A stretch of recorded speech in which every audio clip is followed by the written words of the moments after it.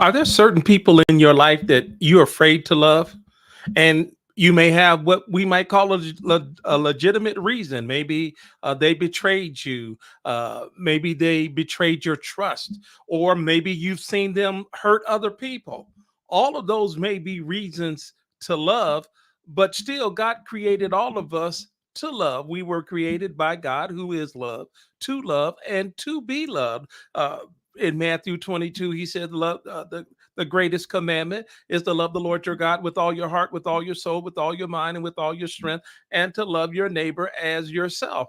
Jesus said in John 13:34, "A new commandment I give unto you, that you love one another as I have loved you." Now, those are easy to read, but it's different when it comes to application when you are dealing with people. Because, see, all of the two basic emotions of humans are love and fear. Love produces security and pleasure. Fear will produce danger and pain. I'll say that again. Love will always produce in you, it will produce security and pleasure. On the other hand, fear will produce in you pain and danger. It'll let you know that danger is ahead and this danger is going to cause you pain. And yet you see somebody who's not loving you, and yet God has told you to love them. But again, what is the 1 John 4:18? Let me read this for you. It says, "There is no fear in love, but perfect love cast out fear, because fear hath torment." And I want to focus on that. Fear will torment you. He that feareth not is not made perfect in love.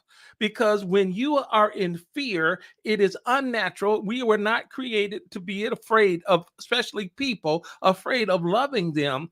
And so this is tormenting us. And because we have to resort to other emotions like selfishness, we have to resort to other emotions like we have to be defensive all the time. We have to it brings sadness and anger and all these negative emotions begin to overtake us that God never created us to have. And now we're being tormented because we are afraid to love this person.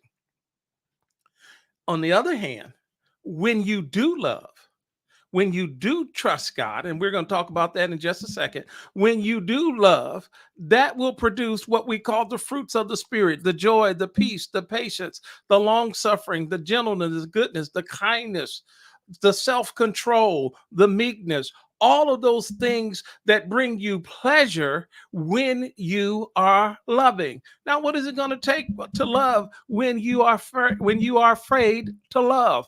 You're going to need to add these things. First of all, you're going to need faith.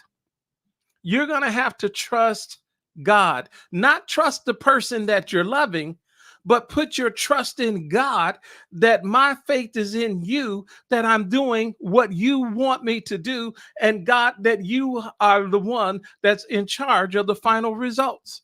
That's what I'm going to do. I'm going to put my trust in you. I'm going to put my faith in you. I'm talking about God, not that person. I'm going to put my forgiveness in you. I'm going to put my hope in you. And most importantly, God, I'm going to rest in you. Why? Because if I don't love, I'm going to be tormented by fear. And I was not created to be tormented by fear. I was created to live with the security and the pleasure of love. So, God, I know it may be difficult to love this person. I know you may have been betrayed. I know you may have been hurt before, but you're going to stay hurt until you decide to love.